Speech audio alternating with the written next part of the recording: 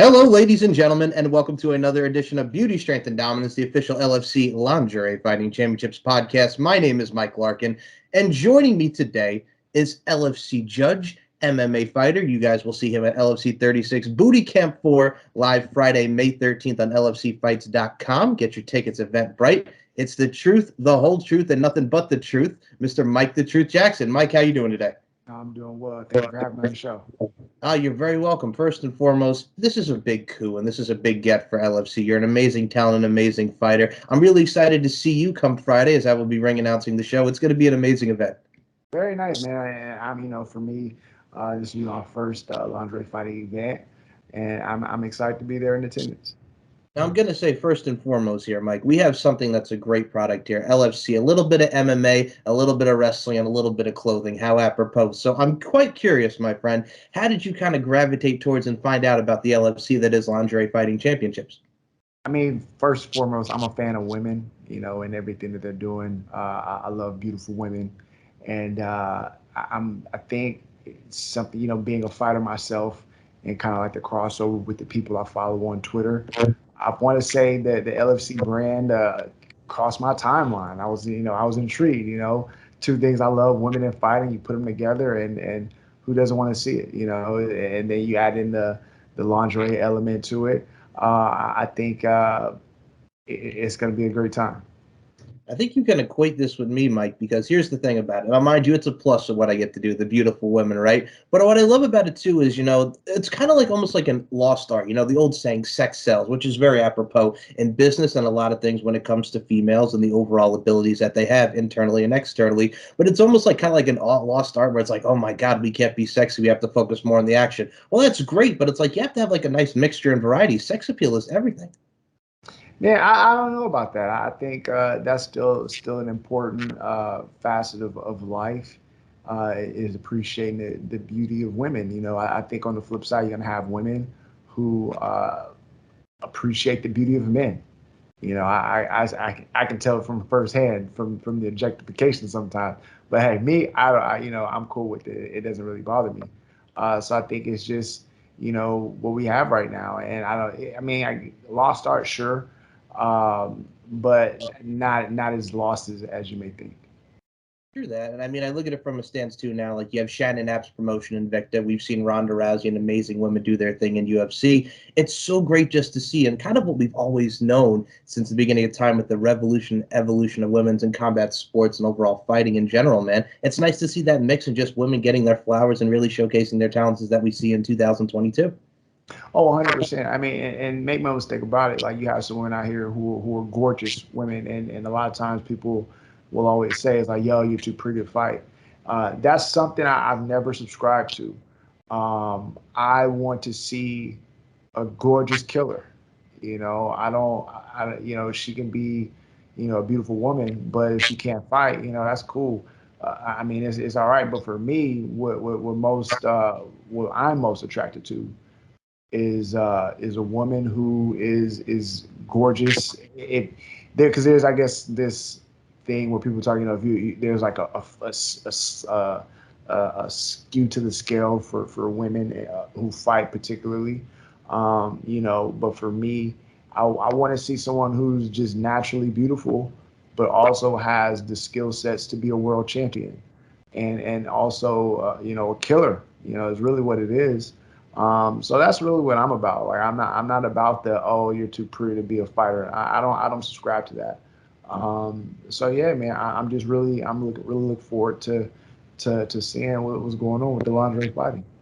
I always equate it to when you look at a brand like LFC. I'll use another term that has lingerie in it. You look at the Lingerie Football League, right? Such a huge platform where it's beautiful women playing football, but looking good while doing it. I always Yeah. equated it to that because I think we were talking about the sex appeal side of things, but it's like, who does not want to see that? I remember coming home from high school, bam, put on MTV2, there's an LFL game. It's something that really appeals. LFA or MTV2. That's funny. Man, man. That's. I guess I remember when that one came about, but I was definitely always the MTV original guy back in the day. Same, man. Like I coming from the days of in the '90s when you had your Sarah karaoke's and TRLs and you're singled out in all these shows and the Right. OG MTV before everything became reality based, right? Oh, for sure, for sure. Now, speaking of reality based, LFC provides LFC Exposed. It provides this podcast. It provides a lot of variety. Now, for you, I'm quite curious with you, man, because the main event of this show, apropos, is for the booty camp chain, the blingage that is worn by none other than Jetty Bloody Valentine against Jolene the Valkyrie Hex. What a main event that is, man, just for all the gold to see Jenny put up that title and two beautiful women really encompassing that class with Jolene Hex and Jenny Bloody Valentine. Oh, most definitely. I don't know much about the women, but one thing I guess that or does stand out to me is the height difference. You have two bantamweights essentially, 135ers, and same weight, but the height discrepancy. So I'm really intrigued to see how they handle that. I think what's also great about the product is we have a lot of alumni that have gone on to, WWE, Impact Wrestling, who have a little ton with MMA and so many great different genres and art forms that they are. But for you, I got to say, what's very cool about it is, and I wanted to ask you, because from the times in the 90s of the MMAs with the Ken Shamrocks, the Dan the Beast Severance, the Tank Abbotts, like we mentioned, Ronda Rousey, and so many people intertwining, much with Brock Lesnar and everything coinciding with MMA in the pro wrestling world. What do you think about the relationships that we've seen over the years from MMA stars going into professional wrestling and vice versa, so to speak? And then we'll get to your bout with CM Punk here. But what do you always think about like those overall intertwining of the worlds and worlds kind of coming together and colliding, so to speak? I think it is always going to happen because you're always going to have crossover talents. I mean, myself included, someone who is not just a one-dimensional being like in fighting. You're going to have athletes who are fighters. They're going to be entertainers. They're going to be bloggers. They're going to be all these other facets in life. So to have a crossover between essentially combat sports, some people are going to describe or categorize pro wrestling as combat sports, which is, I mean, if I'm being honest, I feel it's more dangerous. I think there's more. I don't want to say skills necessarily, but it's a different kind of skill, and it's a skill that it's not something that you're going to learn like in a fighter's gym. You're going to really have to dedicate time and practice and training to these other move sets. But with that, you're gonna have athletes who are gonna be able to cross over and make a seamless transition both ways.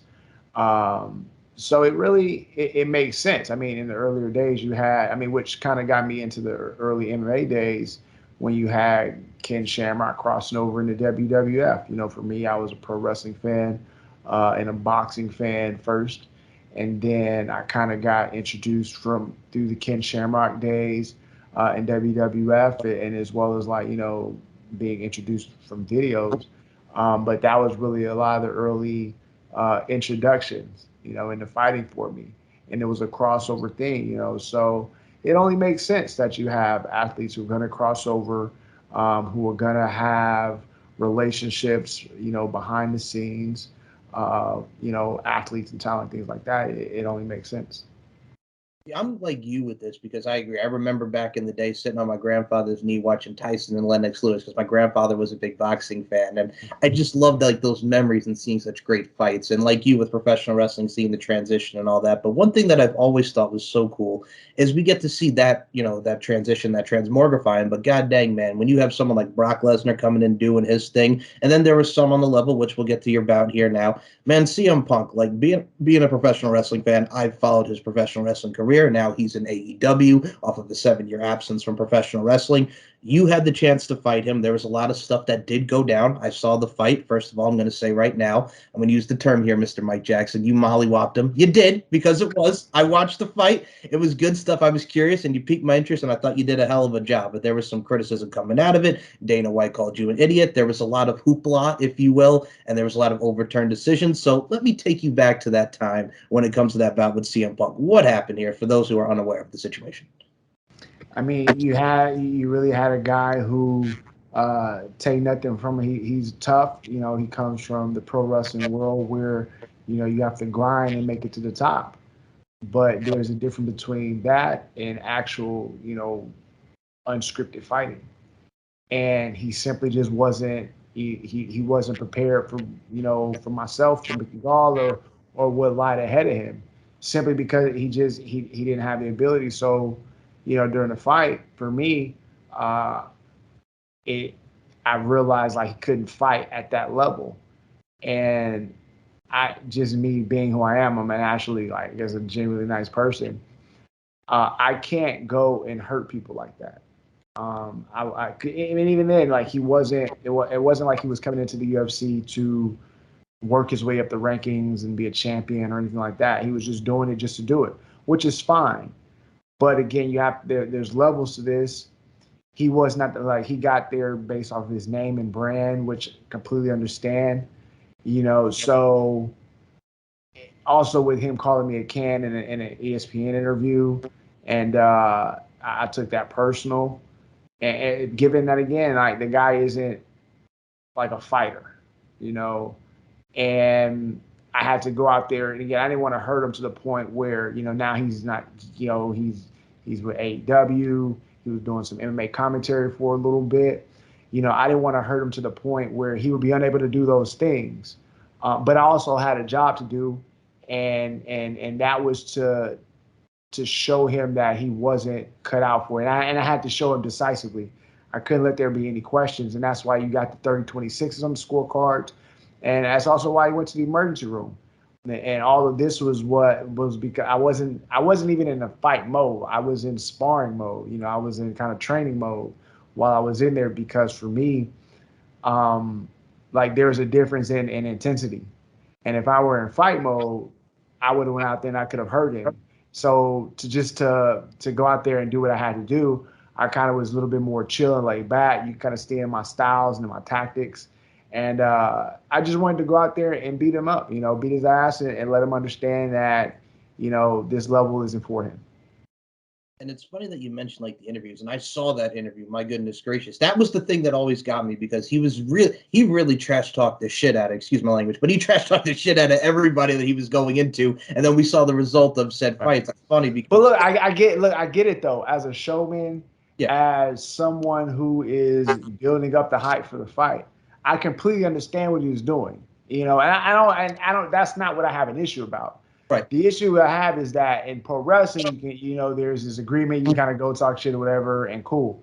But in real life, if you're gonna cut a promo, it has to be an accurate promo, right? Or again, you have to own up to it. So he could have cut a promo and did his thing and not, shit on me, right. But he chose the tactic of shitting on me for whatever reason, and the reason is irrelevant. But because he chose that path, he had to own up to that. So when the opportunity came, was like, yo, we're gonna give CM Punk another shot.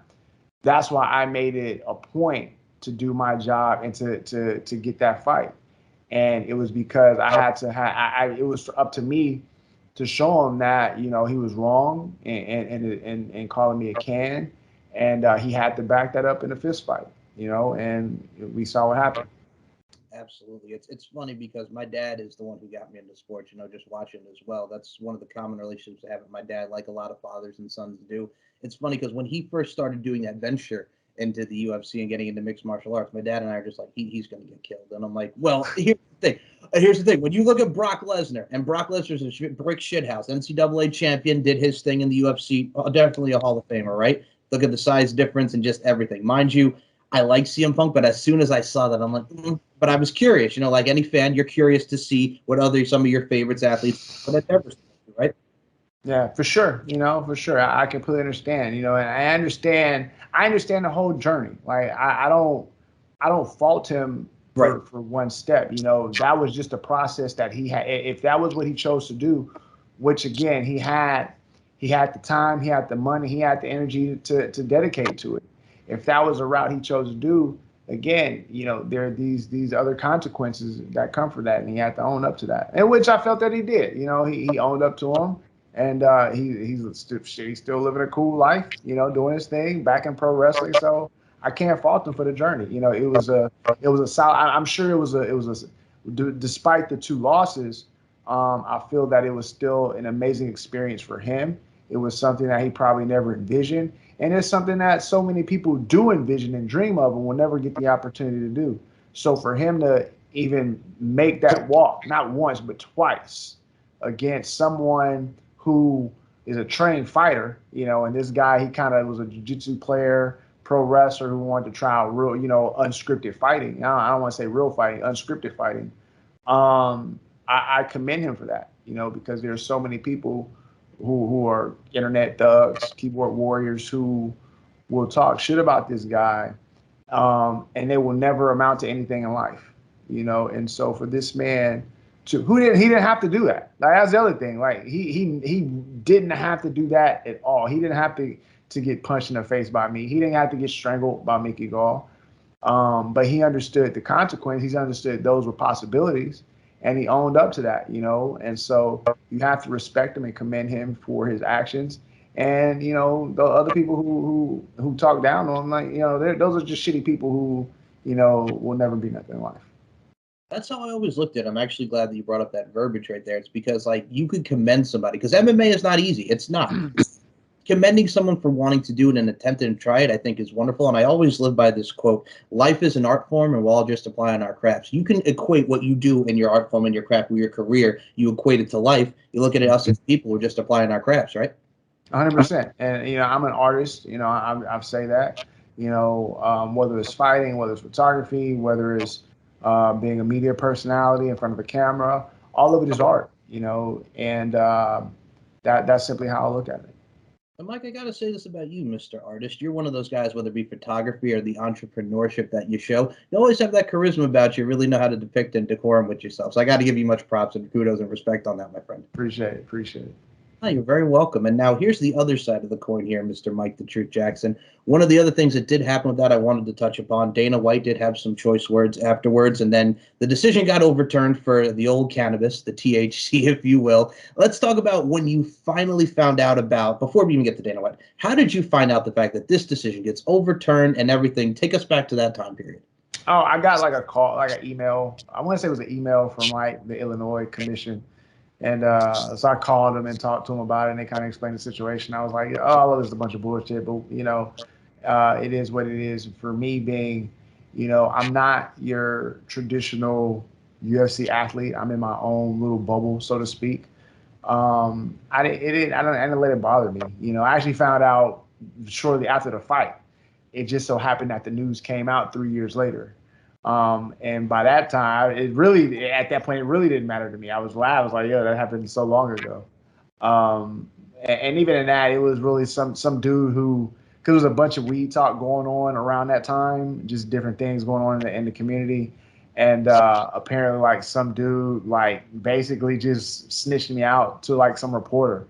Like, it was just some dude he was bored, I guess, So that's really how the story got leaked. It was by some dude who was bored, I guess. I don't know. But it didn't bother me. It is what it is. That's all I got on it. Understood. No, well, that's the thing too. First of all, I'm going to say this right now. In the social media day and age that we live in, there's a lot of trolls. There's a lot of, I'll put it bluntly, there's a lot of shitty people out there that contribute to the negative part of society. And it's ridiculous. It's such unnecessary bullshit, as you so eloquently put it there. And it's unnecessary drama that's really not needed. Yeah, man. I mean, hurt people, right? And you have people who are going through a lot of shit in life, and they feel, because of social media, it gives them this platform to basically not be they want to not be accountable or responsibility, so they want to get online. But again, I get people are going through stuff, but that doesn't give you the wherewithal to go and be shitty other people. Just don't engage with it. Like, if you're going through stuff, just don't engage, right? But people they use it as a outlet, I guess. Horrible outlet, by the way, but outlet nonetheless. And that's cool, because none of that bothers me personally, and I know how to deal with those people, and I get a kick out of it. It's one of my favorite pastimes is to antagonize these trolls. And I have everybody had different kind of trolls, but me particularly, I enjoy racist trolls.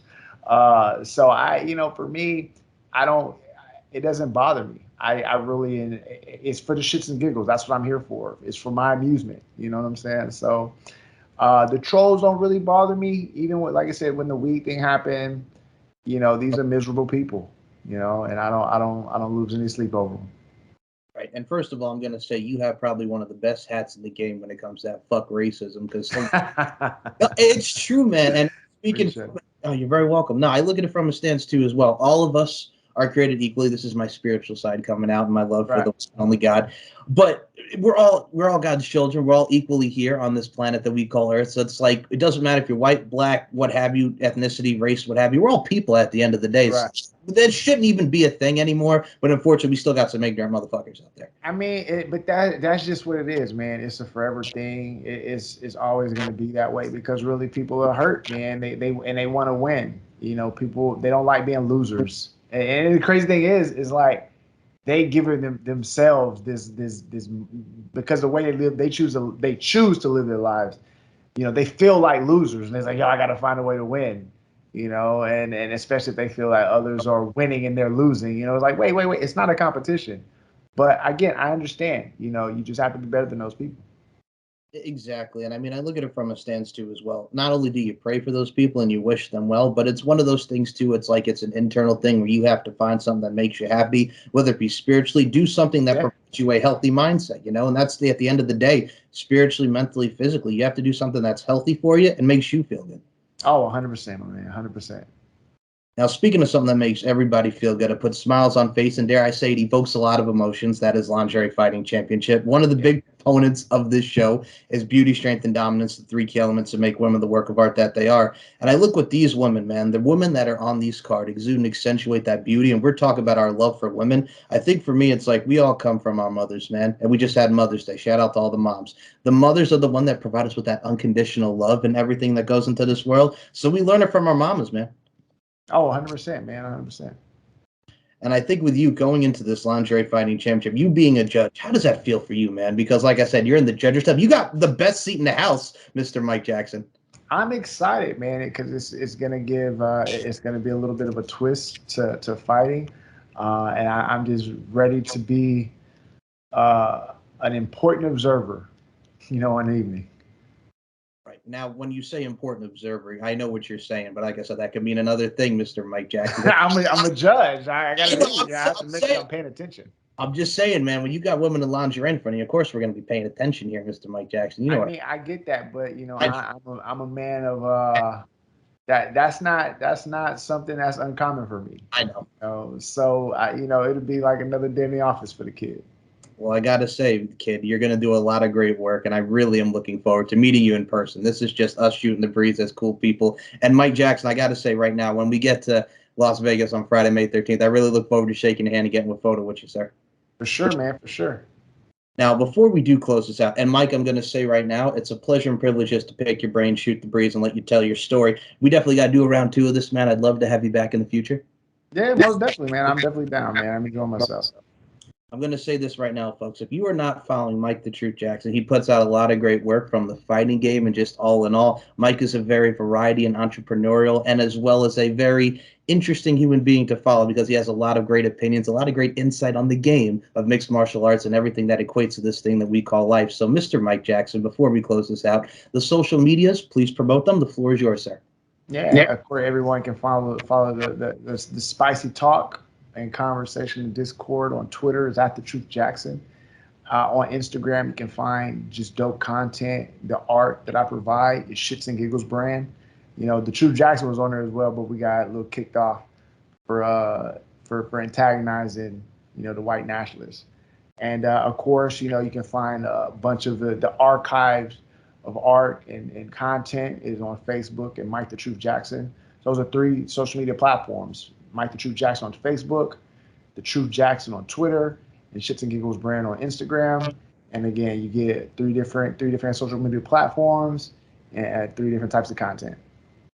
Folks, Friday, May 13th, 10 p.m. Eastern, 7 p.m. Pacific, LFCfights.com. Get your Eventbrite, yes, sir. Or you can see this man, Mike the Truth Jackson, and yours truly, Mike Larkin, from the announcer side of things and from the judges side of things, calling down all the action. And we will see you at the matches on Friday, May 13th. And as I always close this show out, beauty, strength, and dominance, the three key elements that make women the work of art that they are, and that exudes and accentuates with all the LFC ladies. And Mike the Truth Jackson, it's the truth, the whole truth, and nothing but the truth. I appreciate your time so much. Thank you so much. My man.